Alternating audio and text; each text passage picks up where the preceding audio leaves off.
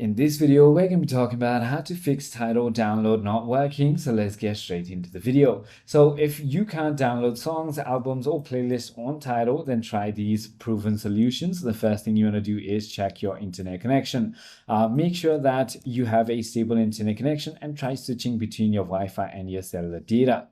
If that is not the case, you might need to simply check your Tidal subscription, because sometimes if it is not active, then you will not be able to play songs. So simply go ahead and make sure.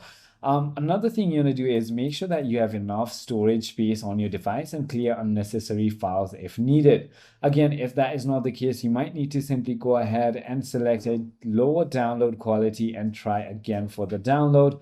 If you have any battery savers or data savers turned on, make sure that is turned off. And if you're on an Android device, then you might need to simply go ahead and clear cache and try downloading again. If that is not the case, you might need to simply log out of your account and restart the app and log back in.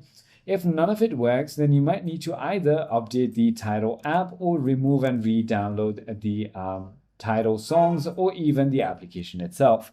I hope this video clarifies everything for you. If you have further more queries, feel free to comment down below and I'll see you on the next one.